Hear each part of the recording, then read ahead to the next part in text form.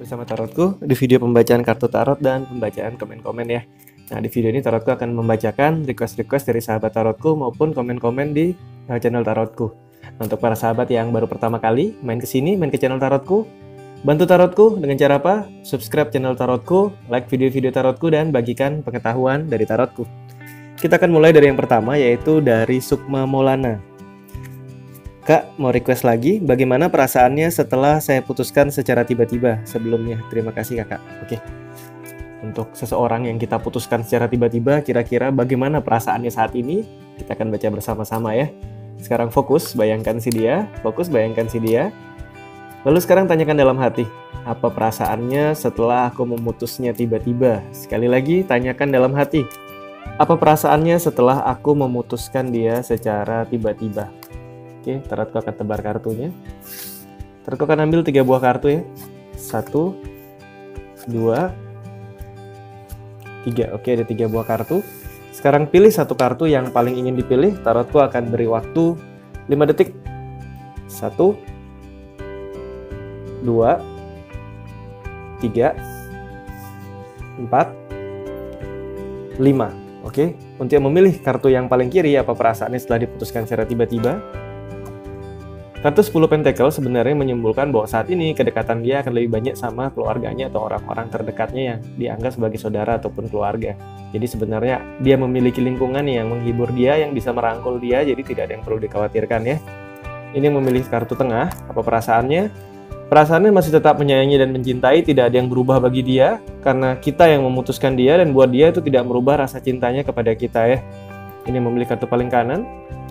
Apa perasaannya? Kartu Knight of Pentacles sebenarnya mengindikasikan dia akan lebih berhati-hati selanjutnya untuk melangkah. Buat dia ini adalah suatu pengalaman yang sangat berharga, sehingga di lain waktu dia akan sangat berhati-hati dalam menjalin sebuah hubungan ya. Yang ini perasaan tetap cinta, yang ini keluarga bisa merangkulnya, yang ini dia menjadi awas dan berhati-hati dalam menjalin hubungan untuk selanjutnya ya. Oke, kita akan lanjut lagi. Selanjutnya adalah dari Elsa Monica. Request lagi dong bang, apa yang saya butuhkan dan apa yang harus saya lakukan dalam situasi saya saat ini. Oke, apa yang saya butuhkan dan apa yang harus saya lakukan saat ini ya. Sekarang fokus ke diri untuk sahabat yang memiliki sebuah situasi. Dan sekarang kurang lebih apa yang harus kita lakukan. Fokus ke diri ya, sekarang tanyakan dalam hati. Apa yang saya butuhkan dan apa yang harus saya lakukan saat ini. Apa yang saya butuhkan dan apa yang harus saya lakukan saat ini. Sekali lagi, tanyakan dalam hati. Apa yang saya butuhkan dan apa yang harus saya lakukan saat ini. Oke, Tarotku tebar kartunya. Tarotku akan ambil 3 buah kartu. 1, 2, 3. Oke, ada 3 buah kartu. Tarotku akan beri waktu 5 detik. Pilih satu kartu ya. 1, 2, 3, 4, 5. Oke, untuk yang memilih kartu paling kiri, apa yang saya butuhkan saat ini dan apa yang harus saya lakukan. Kartu High Priest sebenarnya memberikan sebuah simbol mengenai pengetahuan, dan di kondisi saat ini adalah bagaimana kita memanfaatkan pengetahuan kita, dan bisa, ingat di kartu High Priest juga kita bisa menutupi apa yang orang lain tidak perlu tahu dari kita. Contoh di kondisi ini, untuk seseorang yang akan jadi berbahaya jika dia mengetahui kondisi kita yang kurang baik, jangan sampai dia tahu, manfaatkan pengetahuan yang kita miliki, melangkahlah dan jadilah kuat. Karena di kartu High Priest adalah simbol sosok orang yang kuat, memiliki pengetahuan, dan sosok yang misterius, di mana orang lain tidak perlu tahu terlalu jauh mengenai dia. Ya, ini yang memilih kartu tengah. Di kartu Star sebenarnya menyimbolkan bahwa apa yang harus dilakukan saat ini dalam kehidupan, ada bintang-bintang kecil ini dan ada bintang yang besar. Ini adalah simbol peluang ya. Ada 1, 2, 3, 4, 5, 6, 7. Ada 7 peluang-peluang yang jika kita mau lihat, kita sebut dengan peluang sehari-hari. Dalam 7 hari, ada 7 peluang, setiap hari selalu ada peluang, dan ada juga peluang besar. Dan di kartu ini juga menyimbolkan suatu proses atau sebuah siklus. Jika dalam siklus ini kita sedang jatuh di bawah, bersabarlah, karena akan ada peluang yang bisa kita ambil, baik itu peluang kecil maupun peluang besar. Yang memilih kartu tengah, jangan kehilangan harapan. Apa yang harus dilakukan sekarang, jernihlah dan fokuslah untuk bisa menemukan peluang apa yang bisa diambil saat ini ya. Ini yang memilih kartu paling kanan. Kartu 2 cup mengingatkan kita akan sebuah komitmen. Jadi di kartu ini diingatkan apa yang sebaiknya dilakukan sekarang dan apa yang dibutuhkan. Yang dibutuhkan saat ini adalah berani membuat sebuah komitmen dan berani menepati komitmen yang dibuat. Jadi ini berhubungan sekali dengan sebuah komitmen ya. Di kondisi saat ini buat sebuah komitmen untuk hidup dan tepati komitmen tersebut. Oke, kita akan lanjut lagi. Request selanjutnya adalah Jonas Joshua, Senpai, aku suka video-videomu. Thank you ilmunya Senpai. Terima kasih kembali. Semoga video-video tarotku bisa membantu. Bantu share video-video tarotku, bantu like video-video tarotku ya. Oke, tarotku lanjutkan lagi. Sambil lihat komen-komennya. Menyimak dan aku suka tarotku. Terima kasih. Selamat pagi. Apa yang harus dilakukan pada deck yang baru kita miliki? Bagaimana cara penetralan yang tepat? Saya merasakan sesuatu, apakah ini proses normal? Nah, untuk para sahabat yang punya deck baru, apa yang harus dilakukan pertama kali? Yang pertama, pasti decknya dibuka, kemudian amati gambar-gambar decknya. Masing-masing deck tarot memiliki sisi uniknya masing-masing. Yang pertama, sebenarnya dalam memilih tarot, yang harus kita sukai adalah gambar dari tarotnya. Usahakan gambarnya simple jika baru belajar pertama kali, dan nanti setelah cukup mahir, silahkan pilih deck yang rumit ataupun yang mungkin gambarnya tidak terlalu simpel, yang pasti kita harus nyaman dengan gambarnya ya. Yang pertama adalah lihat gambar-gambarnya, kemudian ingat di dalam deck tarot ada yang disebut dengan buklet atau buku panduan. Mungkin kita yang sudah menguasai pembacaan tarot dengan kartu yang cukup standar ataupun beberapa deck lain, saat membuka sebuah deck baru, kadangkala kita merasa kita sudah menguasai deck tersebut. Namun di dalam sebuah deck seperti ini terdapat buklet kecil atau buku kecil, di mana di buku kecil ini akan dibahas dari pembuat kartunya sisi unik dari deck ini. Misal di Tarot of the Elf ini, di deck ini juga diceritakan bahwa ada relik suci elf yang hilang dan bagaimana relik ini bisa kembali ke tangan Raja Elf. Jadi kartu ini sebenarnya mengisahkan hal-hal kembalinya relik suci ke tangan Raja Elf. Dan di sisi yang lain ada tarot lain seperti Ghost and Spirit, di mana dibuat inspirasinya dari cerita atau kisah hantu di seluruh dunia. Jadi setiap tarot memiliki sisi unik, pelajari keunikannya itu yang pertama, perhatikan gambarnya, perhatikan detailnya. Nah, jika kita merasa bahwa deck tarot kita kurang nyaman atau kotor secara energi ataupun mungkin secara susunan, jadi karena ini adalah sebuah kartu, dia memiliki 3 buah lapisan. Fisiknya yaitu fisik kartunya, bagaimana cara membersihkan, gunakan penghapus pensil untuk membersihkan, karena seringkali di ujung-ujung ini akan mudah untuk kotor. Apalagi kadang tangan kita mungkin jika sedikit basah, menyentuh dia akan kotor. Untuk membersihkan, gunakan penghapus pensil yang kualitasnya baik. Ada beberapa merek yang baik yang biasa digunakan untuk menghapus pensil, gunakan itu, gosok pelan, itu membersihkan kotoran di sekeliling kartunya. Itu yang pertama. Yang kedua adalah pembersihan secara eteriknya atau secara pikirannya. Biasanya deck menjadi kacau jika susunannya tidak nyaman. Caranya seperti apa? Urutkan kembali, mulai dari untuk kartu minor ya, dari 1 sampai 10, kemudian Page, Knight, Queen, dan King. Kartu mayor urutkan mulai dari nomor 0 sampai nomor 21. Setelah diurutkan, baru diacak ulang. Bisa diacak ulang, kemudian nanti baru digunakan untuk membaca. Setiap kali kita mengurutkan kartu, kita sebenarnya sedang memperbaiki susunan eterik dari kartu tersebut. Karena susunan acak yang perasaan acaknya kurang pas dengan diri kita, kurang sinkron, itu akan membuat pembacaan juga tidak nyaman. Cara mudahnya adalah susun ulang kembali decknya, kemudian baru diacak ulang ya. Itu secara eterik. Dan yang ketiga, secara spirit atau secara feel, sebenarnya ada banyak cara. Yang pertama, yang paling sederhana, ini membutuhkan visualisasi kita ya, butuh visualisasi kita. Fokus pegang kartunya, cukup sentuh kartunya. Bayangkan jika kartu ini terasa kotor secara energi, kita cukup ketuk-ketuk kartunya sampai perasaan kita nyaman. Cara yang pertama. Cara yang kedua, bisa menggunakan alat bantu. Salah satunya adalah singing bowl seperti ini. Nah, ini sebuah alat yang memancarkan frekuensi cukup tinggi, sehingga sebenarnya yang menempel di kartu adalah emosi atau getaran, itu akan lepas saat kita memancarkan frekuensi yang cukup tinggi dengan cara diputar. Cara yang ketiga, jika tidak ada singing bowl, kita juga bisa gunakan musik untuk pembersihan. Yang penting memiliki speaker yang cukup mumpuni, speaker cukup baik. Play musiknya, cari musik-musik lincik di YouTube cukup banyak. Itu juga bisa, dan jika memang membutuhkan musik lincik khusus, bisa DM tarotku di Instagram ini tarotku, atau kirim email di ini tarotku akan kirim sound atau musik untuk pembersihan kartu tarot ya. Oke, sekian tentang membersihkan kartu tarot. Kita akan lanjutkan lagi. Oke, apa saya merasakan sesuatu, apakah ini prosesnya normal? Nah, beberapa orang merasakan sesuatu, khususnya orang-orang yang memiliki intuisi cukup tajam. Nah, secara intuisi, kita bahas intuisi, ada sedikit tentang intuisi ya. Intuisi atau sixth sense sebenarnya ada 4 kategori besar. Yang pertama yang disebut dengan clairvoyant atau kemampuan melihat. Clairvoyant tidak selalu melihat hubungannya dengan dunia lain, karena belakangan clairvoyant ini dibawa ke ranah yang sedikit menjurus ke dunia lain, namun sebenarnya tidak selalu seperti itu. Kemampuan melihat, misalkan saat menarik sebuah kartu, kita melihat ada beberapa kartu yang sepertinya warnanya lebih terang, itu juga clairvoyant. Misal di jalan kita bingung tersasar dan tiba-tiba ada mobil yang menyalip di mana plat nomornya mengindikasikan kita harus berbelok ke arah kiri, misal plat nomornya L3FT. Kita berbelok ke kiri, itu juga termasuk bagian dari clairvoyant. Kemampuan melihat dengan jernih dalam suatu situasi, itu disebut dengan clairvoyant ya. Yang kedua adalah clairsentience atau kemampuan merasakan. Nah, mereka yang memiliki indera perasa lebih tajam, seringkali kadang saat kartunya nggak nyaman, feel-nya ikut tidak nyaman. Mungkin ini yang terjadi pada Kaja Rahmiana. Jadi merasakan perasaan tidak nyaman bisa jadi bagian Sixtian clairsentience-nya yang merasakan. Saat itu terjadi cukup netralkan kartunya seperti yang Tarotku sampaikan tadi ya.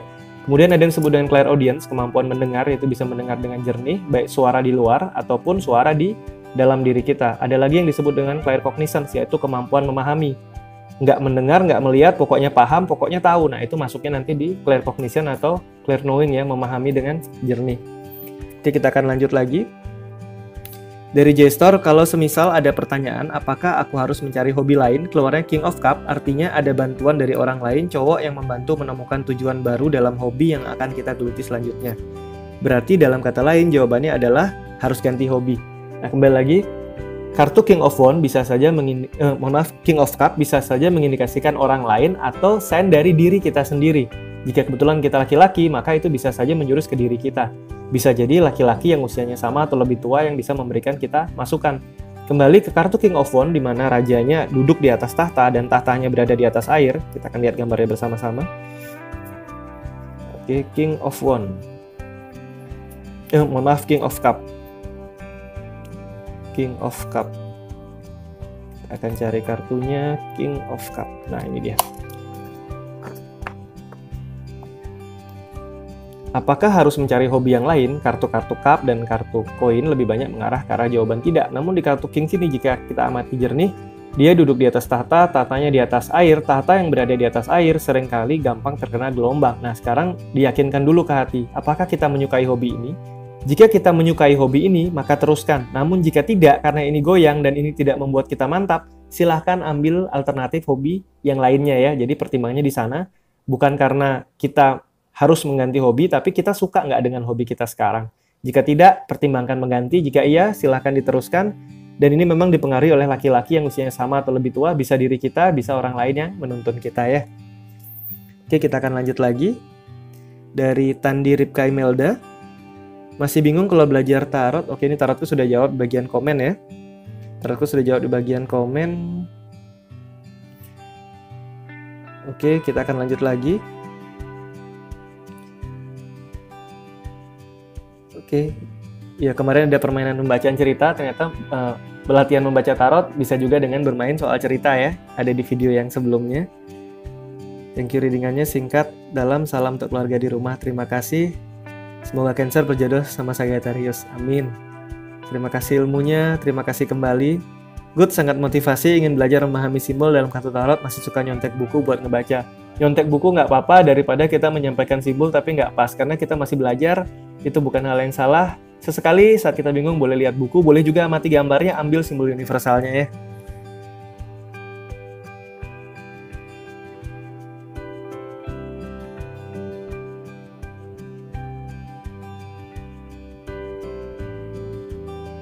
Oke. Tidak bisa. Bang, request di tempat kerja sekarang dari J-Store ya. Apakah di tempat kerja sekarang saya banyak yang ingin menjatuhkan saya? Oke. Sekarang fokus ke diri kita. Apakah di tempat kerja yang sekarang banyak yang ingin menjatuhkan kita? Fokus ke diri, tanyakan dalam hati. Apakah di tempat kerja yang sekarang banyak yang ingin menjatuhkan kita? Oke, tarotku akan tebar kartunya. Tarotku akan ambil 3 buah kartu ya. 1, 2, 3. Oke, ada 3 buah kartu. Sekarang pilih satu kartu yang paling ingin dipilih. Tarotku akan beri waktu 5 detik ya. 1, 2, 3, 4, 5. Oke, yang memilih kartu paling kiri, apakah banyak orang yang ingin menjatuhkan? Ingat, kartu pedang dan tongkat banyak mengarah ke arah jawaban iya, dan ini general ya. Apakah pasti iya? Masih belum tentu, lihat sisi unik dari kartunya. Dan di kartu 8 pedang, Lingkungan membatasi, lingkungan membebat kita, lingkungan tidak ingin membuat kita bisa bergerak, bahkan lingkungan menjauhkan kita dari jalan impian kita. Dan di sini bisa dikatakan bahwa banyak orang atau banyak lingkungan yang ingin menjatuhkan kita ya. Ini memilih kartu tengah. Kembali kartu pedang. Ini juga ke arah iya, seseorang yang membuat kita tidak bisa maju dan sibuk melihat apa yang sudah berlalu. Bisa jadi sosok perempuan yang usianya sama atau lebih muda, karena dia menoleh ke kiri membuat kita tidak bisa menggunakan ilmu kita atau pedang kita benar-benar maksimal, jadi dia membuat kita untuk menoleh ke masa lalu terus, mungkin menyalahkan, mungkin mengingatkan tentang kesalahan kita. Ini membuat kita nggak bisa maju. Ini juga ada yang menjatuhkan. Ini yang memilih kartu paling kanan. Kartu The Watch sebenarnya adalah akhir suatu fase lama dan awal sebuah fase baru, di mana sebenarnya di sini adalah kesempatan yang baik, tidak ada yang menjatuhkan, dan ini waktunya bangkit dan waktunya untuk maju ya. Oke, kita akan lanjut lagi. Mau tanya, apakah saya masih bisa kerja lagi ke Australia setelah selesai pandemik ini? Kira-kira bulan apa ya? Dari Vera Puspita. Oke. Pertanyaannya adalah, apakah saya masih bisa kembali bekerja ke Australia setelah pandemik ini dan kira-kira bulan berapa? Sekarang fokus ke diri, tanyakan dalam hati, apakah saya masih bisa kembali kerja ke Australia setelah pandemik ini dan kira-kira bulan berapa? Oke, sekali lagi tanyakan dalam hati, apakah saya masih bisa kerja lagi ke Australia setelah selesai pandemik ini dan kira-kira bulan berapa? Kita akan baca bersama-sama. Tarotku tebar kartunya ya. Tarotku akan ambil 3 buah kartu. 1, 2, 3. Oke, ada 3 buah kartu. Sekarang pilih satu kartu yang paling ingin dipilih. Tarotku beri waktu 5 detik. 1, 2, 3, 4, 5. Oke, yang memilih kartu paling kiri, apakah bisa kembali ke Australia bekerja setelah pandemik ini dan kira-kira bulan berapa? Kartu 7 cup mengingatkan kita, ini adalah keinginan-keinginan yang ada dalam diri kita, dan ini sebenarnya masih sangat jauh dari kita. Dalam artian, jika dikaitkan dengan pertanyaan apakah masih bisa kembali untuk saat ini atau sementara ini masih belum bisa, dan di bulan berapa karena masih belum bisa, jangan berharap terlalu banyak ke sana, tapi fokuskan apa yang bisa dilakukan di sini dan saat ini, bukan nanti di sana, tapi apa yang bisa dilakukan di sini saat ini. Karena jika kita berharap yang nantinya hanya di sana, dan ini masih benar-benar hanya sesuatu yang belum tentu bisa terwujud, kita akan menghilangkan kesempatan yang sebenarnya kita bisa lakukan sekarang. Jadi, lakukan apa yang bisa dilakukan di sini dan saat ini ya, bukan yang nanti di sana. Ini yang memilih kartu tengah. Kartu Queen of Cups sebenarnya mengingatkan kita untuk belajar lebih bijaksana. Daripada kita sibuk menyeberang ke lautan, pergi ke tempat yang jauh, kenapa kita tidak berbijaksana melakukan atau membangun sesuatu fondasi yang kuat di sini, di tanah kita. Jadi, yang ini juga diingatkan untuk bangun sesuatu di sini ya. Ini yang memilih kartu paling kanan. Kartu 4 pedang, 4 tongkat mengingatkan kita akan sebuah tujuan atau goal yang bisa dicapai nanti, dan ini nantinya kapan bisa dicapai. Kartu-kartu minor sebenarnya indikasi kurun waktunya lebih singkat, karena bulan 4 sudah terlewat, bisa jadi bulan 4 tahun depan atau 4 bulan ke depan.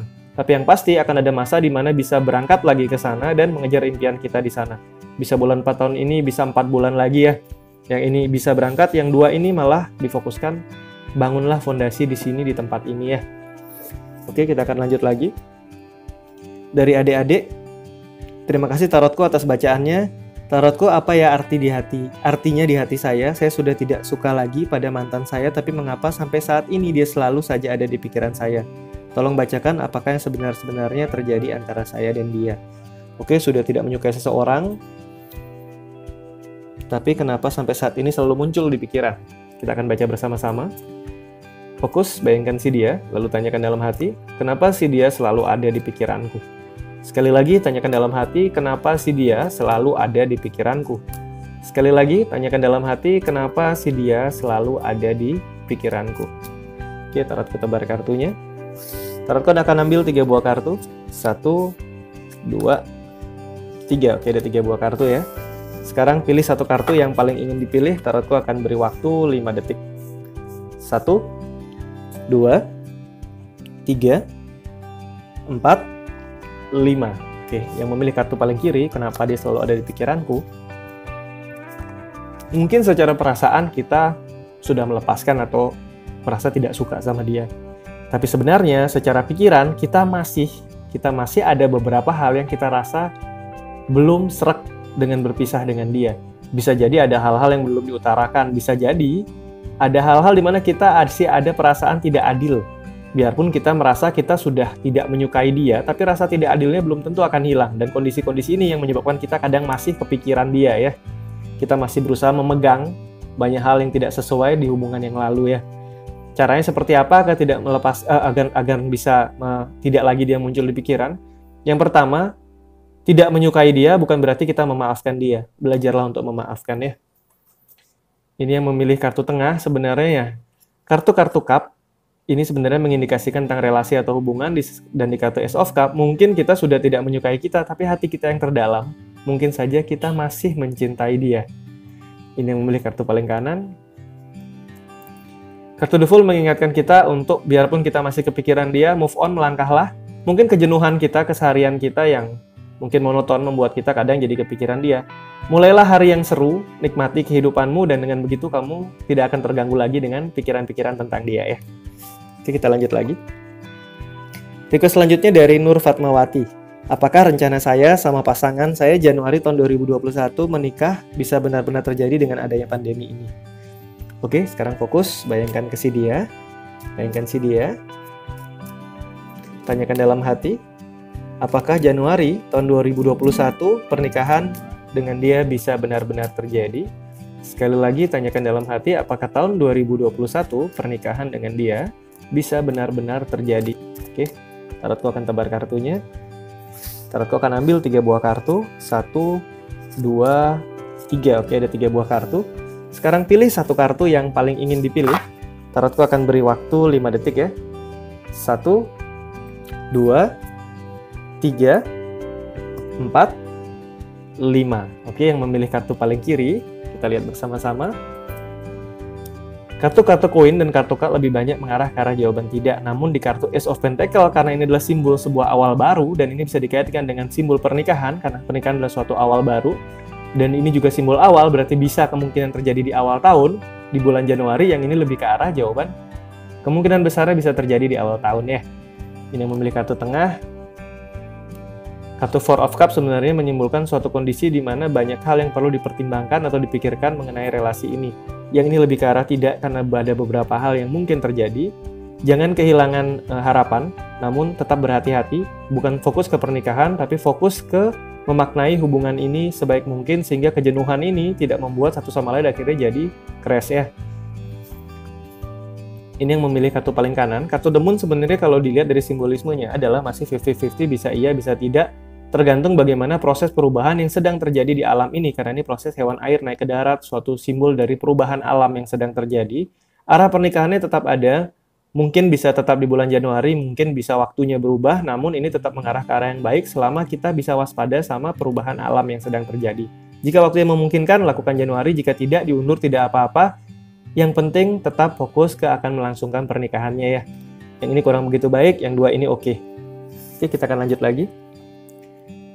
Request selanjutnya dari Ayu Viola. Ke saya LDR, apakah dia akan menemuiku atau hanya PHP? Fokus, bayangkan si dia. Fokus, bayangkan si dia. Oke, fokus, bayangkan si dia. Tanyakan dalam hati, dalam hubungan LDR ini, apakah dia akan menemuiku atau hanya PHP? Sekali lagi, tanyakan dalam hati, dalam hubungan LDR ini, apakah dia akan menemuiku ataukah hanya PHP? Oke, tarotku tebar kartunya. Tarotku ambil 3 buah kartu. 1, 2, 3. Oke, ada 3 buah kartu.